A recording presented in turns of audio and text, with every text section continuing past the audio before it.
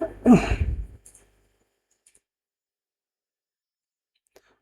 अज्ञानतिमिरन्धस्य ज्ञानञ्जनशलाकया चक्षुरुन्मिलितं येन तस्मै श्रीगुरुवे नमः।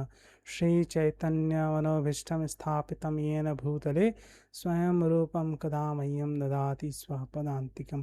वन्देऽहं श्रीगुरोः श्रीयुतपदकमलं श्रीगुरून् वैष्णवांश्च श्रीरूपं सागरजातं सहगणरघुनाथान्वितं तं सजीवं साधवैतं सावधूतं परिजनसहितं श्रीकृष्णचैतन्यदेवं श्रीराधाकृष्णपादान् सहगणललिता श्रीविशाखान्वितांश्च। हे कृष्ण करुणा सिन्धो दीनबन्धो जगत्पते गोपेश गोपिकान्त राधाकान्त नमस्तुते। तप्त कांचन गौरांगी राधे वृंदावनेश्वरी वृषभानुसुते देवी प्रणमामि हरिप्रिय। तो अब हम स्टार्ट करते हैं। बहुत समय बाद मैंने ये स्टार्ट किया है रामचरितमानस, और काफ़ी ज़्यादा विलम्ब इसलिए हो गया था लोड करने में, क्योंकि मैं थोड़ा सा ट्रैवलिंग में था और मैं शिफ्टिंग कर रहा था एक सिटी से दूसरे सिटी में, कुछ पढ़ाई और कुछ जॉब्स को लेकर के।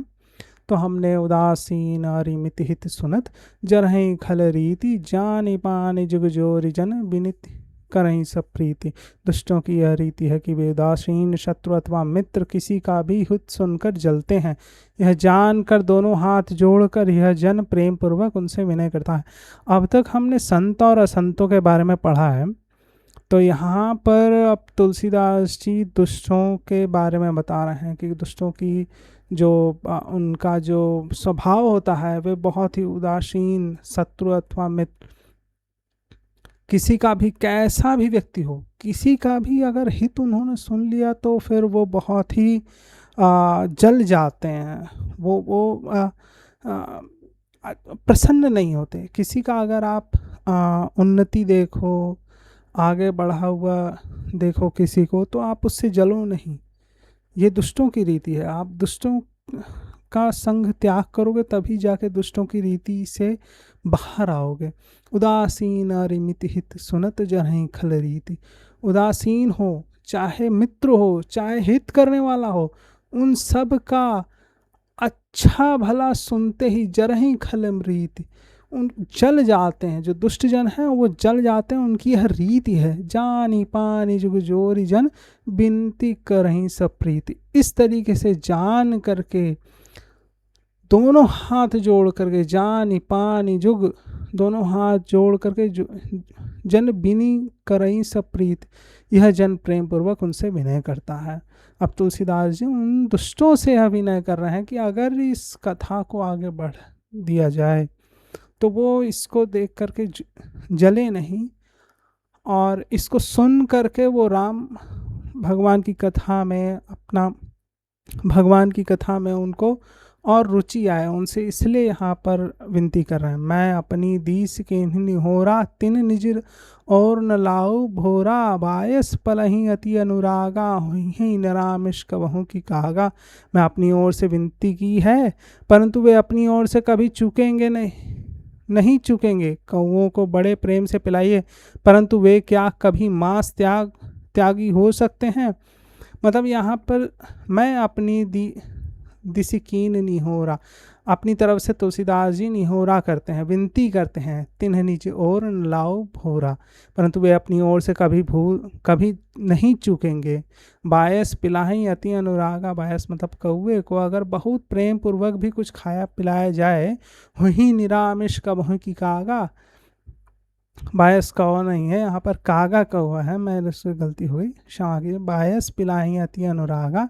अगर हम प्रेम पूर्वक अगर कौवे को कुछ दूध या कुछ अन्न जल भी देते हैं, तो क्या वह मांस भक्षण करना छोड़ सकता है? अर्थात ये कि वो कभी मांस भक्षण नहीं छोड़ेगा। अगर हम प्रेम पूर्वक किसी दुष्ट को यह समझाएंगे भी कि आप इस तरीके से मत करिए, तो क्या कभी वो अपने स्वभाव को छोड़ सकता है? नहीं छोड़ सकता। बंदऊ संत असज्जन चरना दुख प्रद भय बीच कछु बरना बिछुरत एक प्राण हरि लेहि मिलत एक दुख दारुण देहि। अब मैं संत और असंत दोनों के चरणों की वंदना करता हूँ, दोनों ही दुख देने वाले हैं, परंतु उनमें कुछ अंतर कहा गया। वह अंतर यह है कि एक संत तो बिछुड़ते समय प्राण हर लेते हैं और दूसरे असंत मिलते ही तब दारुण मिलते हैं तब दारुण दुख देते हैं। अर्थात संतों का बिछुड़ना मरने के समान दुखदायी होता है और असंतों का मिलना, अगर असंत मिल जाए तो चाहे आप उसका कितना भी अच्छा कर दीजिए वो आपको दुख ही देगा, और अगर संत मिल जाए, अगर आपसे भूल चूक से उसका अपराध भी हो जाता है तो भी वो आपका भला ही करेगा। यही दोनों में अंतर है। और अगर संत आपके को छोड़ के चला जाए तो आपको क्या मतलब, यहाँ पर जो वैष्णव जन का संग लेना चाह रहे हैं, जो संतों का संग लेना चाह रहे हैं, उनके लिए अगर कोई संत दूर चले जाता है, कहीं उनसे बिछुड़ जाता है तो उनको बहुत कष्ट होता है। एक दुष्ट ही होगा जिसको कि अगर संत उससे बिछड़ जाए तो उसको बड़ी प्रसन्नता होगी, लेकिन एक सज्जन व्यक्ति जो होगा उससे अगर संत दूर चले जाए तो उसको बड़ा कष्ट होता है।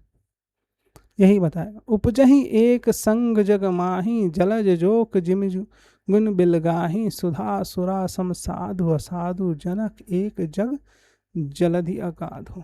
उपजही एक संग जग माही, दोनों एक साथ ही इस सृष्टि में उपजते हैं। जलज जोक जिम गुण बिलगाही, जिस तरह से जलज यानी कि कमल का फूल, और जोंक मतलब जो जोंक होता है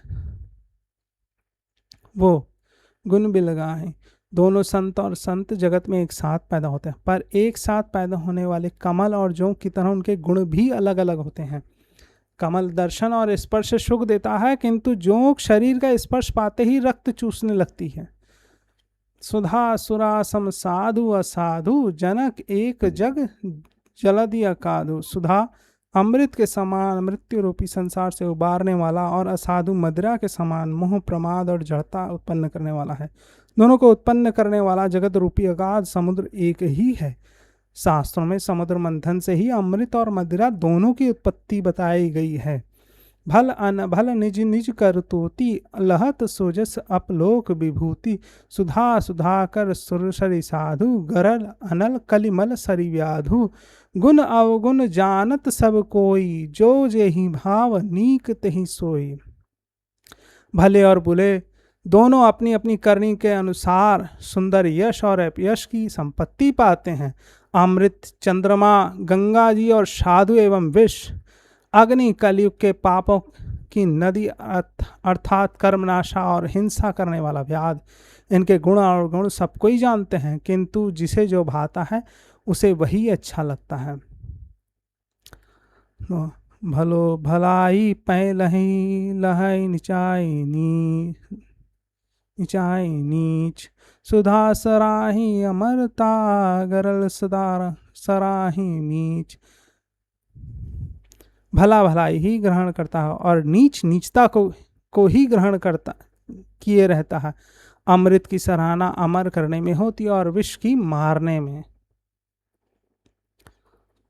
खल अध अगुण साधु गुण गाहा, उभय उपार उधधि अवगाहा। तेहि ते कुछ गुण दोष बखाने, संग्रह त्याग न बिनु पहचाने। दुष्टों के पापों और अवगुणों की और साधुओं के गुणों की कथाएं दोनों ही अपार हैं और अथाह समुद्र हैं। इसी से कुछ गुण और दोषों का वर्णन किया गया है, क्योंकि बिना पहचाने उनका ग्रहण या त्याग नहीं हो सकता। अब यहाँ पर जैसे दुष्टों के पापों और गुणों और साधुओं के गुणों की कथाएं दोनों ही अपार हैं। ये कैसे हो सकता है कि एक दुष्टों की पापों और अवगुणों की कथाएं कैसे अपार हो सकती है? हमने तो आज तक साधुओं की पढ़ी है।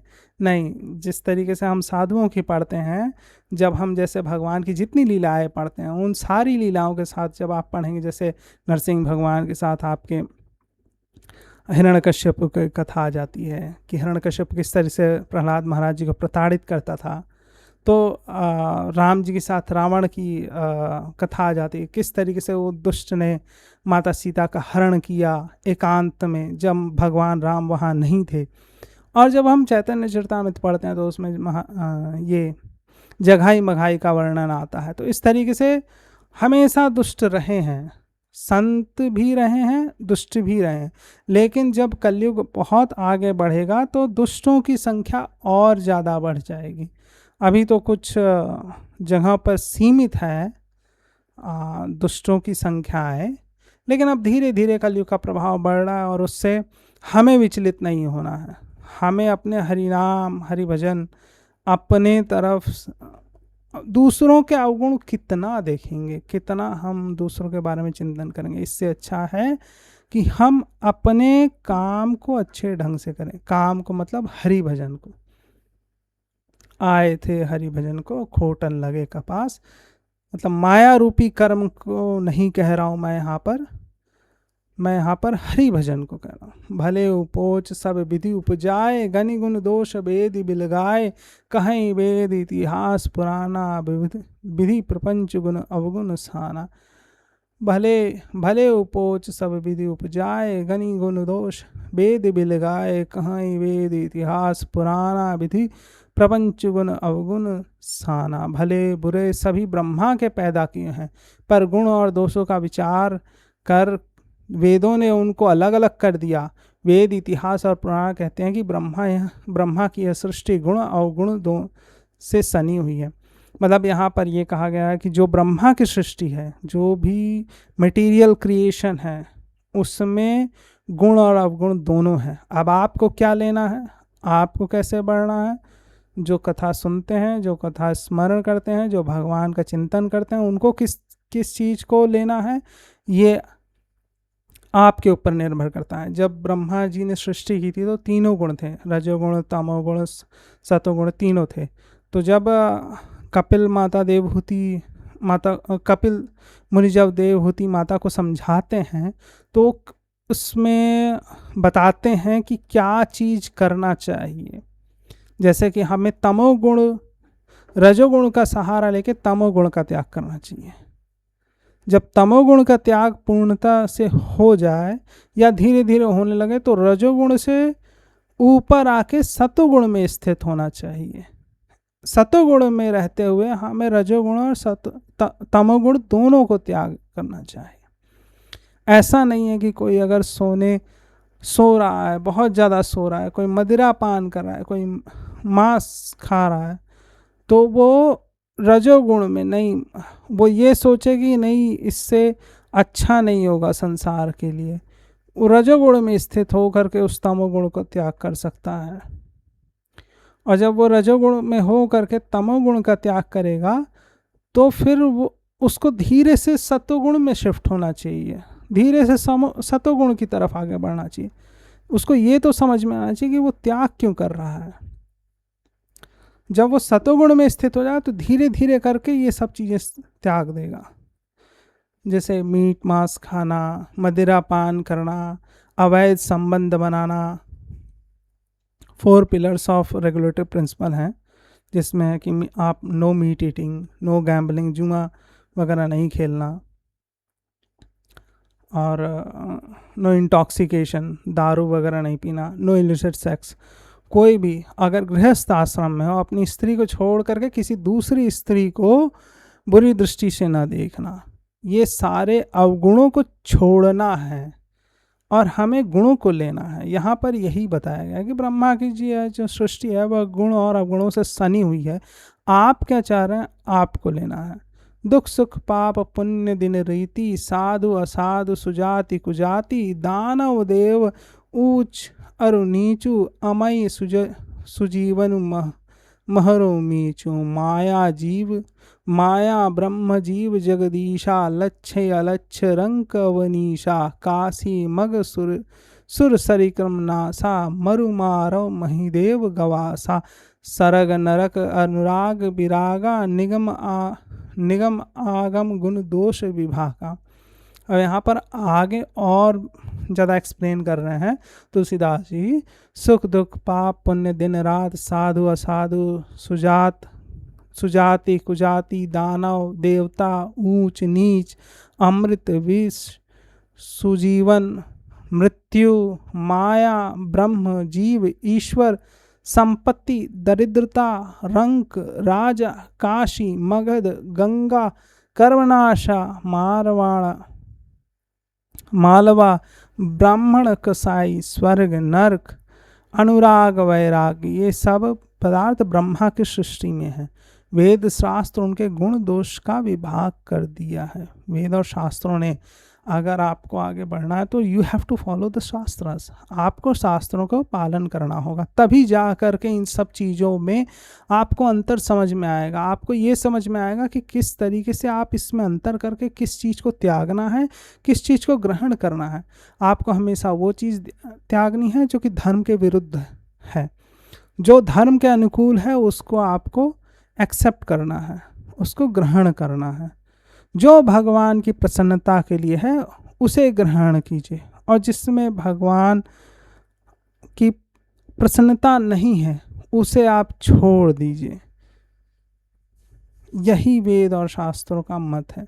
जड़ चेतन गुण दोषमय, विश्व कीन करता, संत हंस गुण गही घाई पई, परिहरि बारी विकार। विधाता ने इस जड़ चेतन विश्व को गुण दोषमय रचा है, किंतु संसार रूपी हंस दोष रूपी जल को छोड़ करके गुण रूपी दूध को ही ग्रहण करते हैं।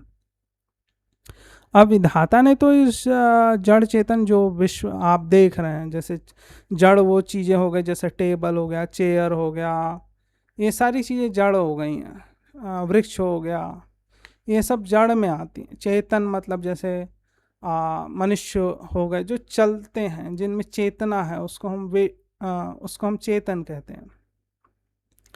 इस जड़ चेतन विश्व को गुण और